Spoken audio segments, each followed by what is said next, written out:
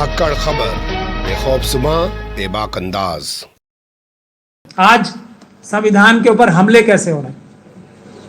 जो सबसे बड़ा और लेटेस्ट जो हमला हुआ है, बहुत सारे लोग इसको मुस्लिम और हिंदू के नजरिए से देखते हैं। वो मैं बार बार गुजारिश करता हूं कि ये जो धर्म संसद अभी हो रही है और इससे पहले जितनी भी कार्रवाइयां मुसलमानों के खिलाफ हो रही हैं, तो वो मुसलमानों के खिलाफ नहीं है। उसकी बुनियादी वजह भी मैं बता देता हूं आपको। मनुवाद जो है हजारों साल से, लॉजिक से आपको समझ में आना चाहिए, जवाब से समझ में आना चाहिए, हजारों साल से। और जो जायनिस्ट फोर्सेस हैं, उन्होंने क्या किया हजारों साल से? पूरी दुनिया का माल हड़प, यही है ना, यही यहूदियों ने किया है, जायनिस्ट यहूदियों ने। और यही मनुवाद में हुआ है कि सिर्फ 3 कम्युनिटीज के अलावा कोई एजुकेशन नहीं ले सकता। अगर कुछ सुन लेगा तो उसके कानों में पिघले हुए शीशे डाल दिए जाएंगे। कोई सड़क पे नहीं चल सकता, कॉमन सड़क पे। अगर चलेगा तो उसको हांडी लटका के और झाड़ू लटका के चलना पड़ेगा। पानी नहीं पी सकता। हमने जो महाराष्ट्र में पानी पिया था, जो उसमें भी मुझे इस बात का फख्र है कि मुसलमानों ने ही उन्हें रास्ता दिया था तालाब से पानी पीने के लिए, वरना वो भी नहीं पीने देते। तो पानी नहीं पी सकता, प्रॉपर्टी नहीं रख सकता। अब वोट तो अभी अभी शुरू हुआ है, वोट का तो सवाल ही नहीं है। तो ये निजाम था। तो मनुवादियों की और बाकी सबके अब रिजर्वेशन के खिलाफ बोलते हैं ना। और ये जो 3 कम्युनिटीज ने हजारों साल तक सब चीजें अपने पास रिजर्व कर रखी थी, उसके लिए कुछ नहीं, अब रिजर्वेशन के खिलाफ बोलते हैं। तो उनकी जो बुनियादी पॉलिसी है वो ये, सबका माल इकट्ठा करके अपने आप हड़प कर लेना। अब मुसलमान तो, मुस्लिम कम्युनिटी तो 15% ही है, 12-13% वो भी है। तो 12 जमा 15 कितना होता है? 27%। बाकी का जो 73% है वो खाली जाने देंगे? वो 15% ज्यादा है या 73% ज्यादा है? 73 ही ज्यादा है ना। उनका पेट क्या 15% से भर जाएगा? एक मोबाइल है तो उनसे पेट थोड़ी भरता है, दूसरा आ गया तो क्या है, 2 ही हुए। सबके मोबाइल चाहिए, तो वो 73% है उनकी असली नजर। यही तो होता रहा है ना आज तक। तो मुसलमान जो मैं कहता हूं बहाना है सिर्फ, असली निशाना तो SC ST OBC है। उसकी वजह यह है। तो वो उनका अब जो जितने भी सर्वेज वगैरह आ रहे हैं, आज आप देखेंगे कि कुछ चंद मुट्ठी भर लोगों ने मुल्क का 70% सरमाया जो है वो अपने कब्जे में कर लिया। ये क्या हो रहा है? वही हो रहा है ना। मुसलमान बेचारों के पास कितना है? 15% ही तो होगा ना, ज्यादा से ज्यादा। 15 तो अभी है ही नहीं, 2% भी नहीं होगा, लेकिन ज्यादा से ज्यादा 15% ही तो होगा। उससे तो पेट नहीं भर रहा ना उनका, उनसे तो उनकी दाढ़ भी गर्म नहीं हो रही दरअसल देखा जाए तो ये है बुनियादी वजह।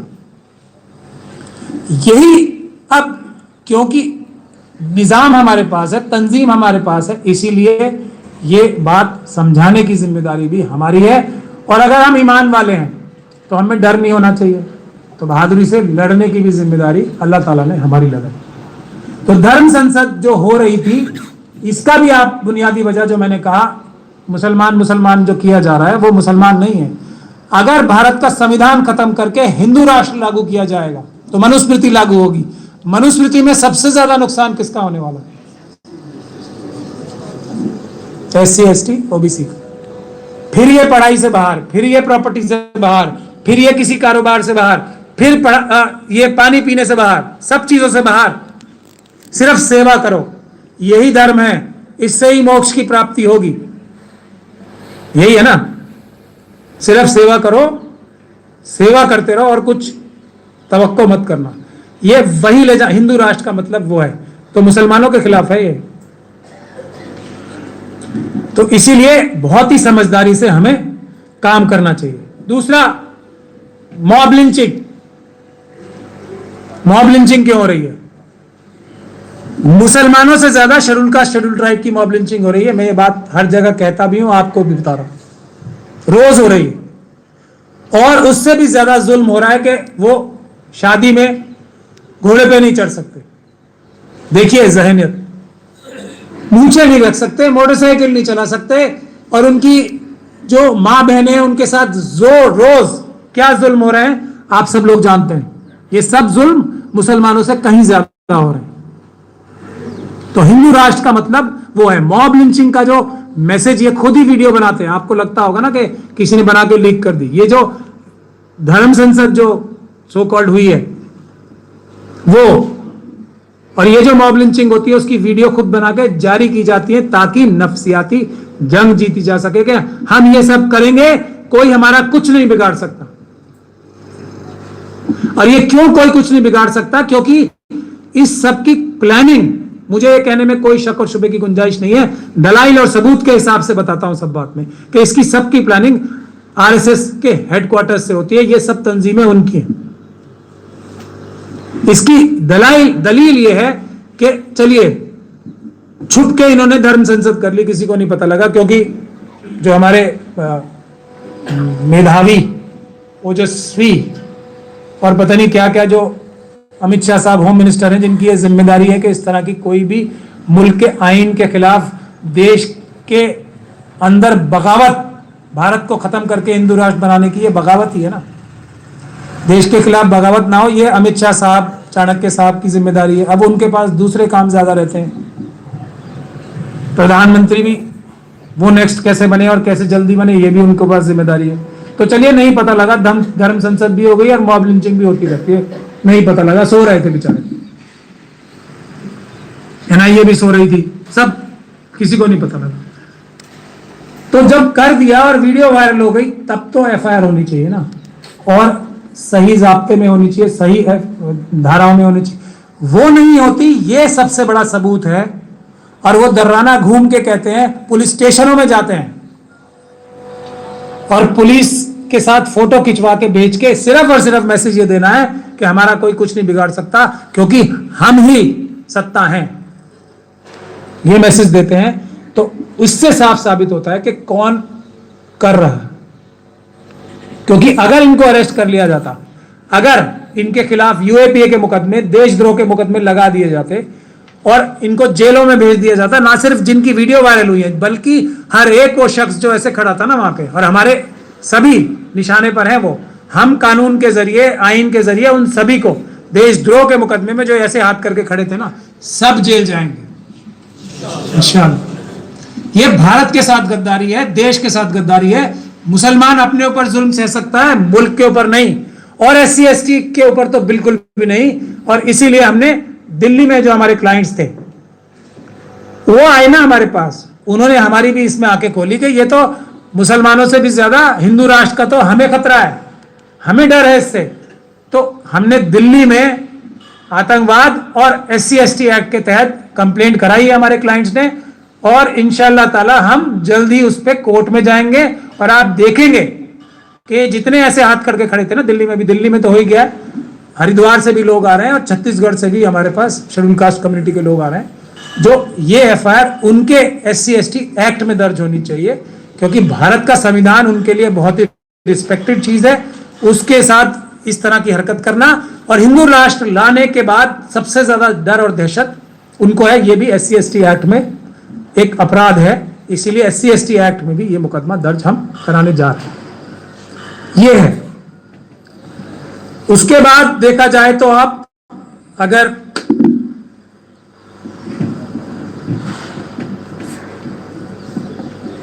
जो त्रिपुरा में हुआ, जो खुद यहां गुजरात में हुआ, वो क्या था? अब प्रॉब्लम कहां से आ रही है? और गुजरात का ही एग्जाम्पल और 84 का एग्जाम्पल बनाने के लिए आज जो आरएसएस की तंजीमें हैं सिखों के साथ वही काम कर रही हैं। पंजाब में जो हुआ, आप देखिए, अगर प्रधानमंत्री की जान को खतरा है, झूठा है या सच्चा है वो तो इन्वेस्टिगेशन से पता लगेगा। अगर कह दिया गया झूठा या सच्चा, प्रधानमंत्री की जान को खतरा आ गया, तो जिम्मेदारी किसकी है? सबसे पहली होम मिनिस्टर साहब। उनसे तो कोई इस्तीफा नहीं मांग रहा। इससे नजर आता है कि यह भी नूरा चीज है। होम मिनिस्टर साहब की जिम्मेदारी है ना, उनसे इस्तीफे की डिमांड क्यों नहीं होती? नहीं होती। तो इससे शक पैदा होता है कि जान को कोई खतरा नहीं था, ये एक पॉलिटिकल चाल थी जो एक ऐसी बहादुर कम्युनिटी के साथ की जा रही है जो सिख कम्युनिटी है, उनको खुलेआम धमकियां दी जा रही हैं कि 84 वाला काम दोबारा होगा। ये आरएसएस के कार्यकर्ता कर रहे हैं, तो सिर्फ मुसलमानों के खिलाफ नहीं है। तो इसलिए हमें एक बात ये समझ लेनी चाहिए कि ये जो बहाने के तौर पे मुसलमानों को इस्तेमाल करते हैं, हमें उस ट्रैप में नहीं आना चाहिए। हमें अपनी हिफाजत से पहले एससी एसटी और दूसरी माइनॉरिटी कम्युनिटीज है, अब जो सिख कम्युनिटी के ऊपर जो हमला होने वाला है उसके लिए भी हमें तैयार रहना चाहिए। हमने बहुत सारे लोगों ने तो की थी हिफाजत 84 में सिखों की, लेकिन मैं पूरी जिम्मेदारी के साथ कह रहा हूं कि गुजरात में जो हुआ हम लोग सोए रहे, कश्मीर में जो हुआ हम लोग सोए रहे, बाबरी मस्जिद शहीद हो गई हम लोग फिर भी सो गए, सोए हुए ना अभी भी। रसूल अल्लाह की शान में रोज गुस्ताखियां हो रही हैं, हमारे दिल कैसे हो गए। कुरान में तरमीम की बात टेलीविजन चैनलों से दिखाई जा रही है, हम फिर भी बैठे हैं। तो हमारे घरों पे तो आना ही है उन्होंने, क्योंकि हम अल्लाह का घर बचाने में नाकाम हैं, बल्कि पेशकदमी नहीं कर रहे हैं। हम दूसरे मजलूमों के ऊपर रोज एससी एसटी के ऊपर जुल्म हो रहे हैं, हम बैठे हुए हैं घर में अपने। तो हमारे घर पे तो मुसीबत को आना ही है, इस बात को आप अच्छी तरीके से समझ लें।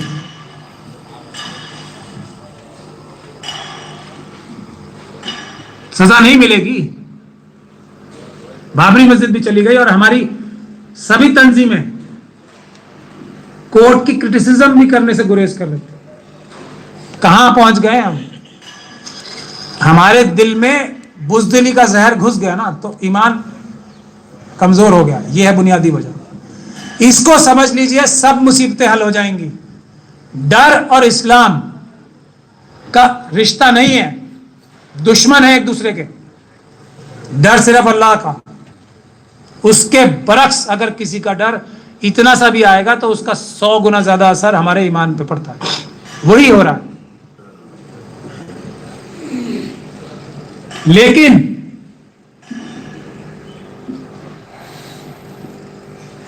जो हौसले और हिम्मत की बात है, मैं भी बहुत ज्यादा परेशान रहता था। अल्लाह ताला ने मुझे तो कम से कम, मैं बहुत गुनहगार आदमी हूं, मैं ऐसा कोई दावा नहीं करता, और आप सब लोग मुझसे ज्यादा और नमाजी परहेजगार हैं।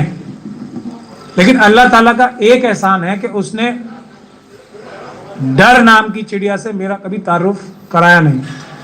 और यही मैं दुआ करता हूं रोज कि उस शय से मेरा तारुफ ना कराए। डर है तो अल्लाह ताला का, मोहब्बत है तो अल्लाह ताला की, और काम है तो फी सबिलिल्लाह है, और वो जिहाद है।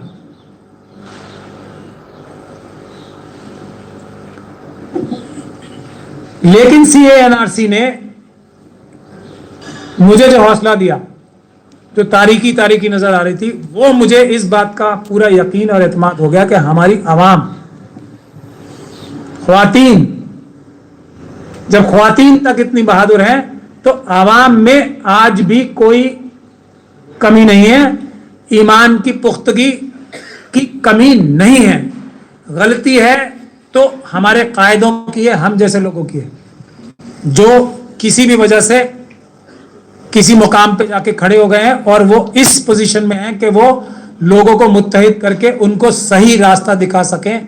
हिकमत अमली बुज़दिली का सब्स्टिट्यूट नहीं होनी चाहिए, बहाना नहीं होनी चाहिए। हिकमत अमली जीत के लिए होनी चाहिए। हिकमत अमली इंसाफ के लिए, पेशकदमी के लिए होनी चाहिए। इंसाफ और जुल्म, जब इंसाफ का कत्ल हो रहा हो और जुल्म बढ़ रहे हो तो उसके लिए पीछे कदम खींचना हिकमत अमली नहीं है, बुज़दिली है। और इस जहर से हमारी आवाम का भी तारुफ अभी बहुत कम है, लेकिन धीरे धीरे बढ़ रहा है, उसको रोकना बहुत जरूरी है।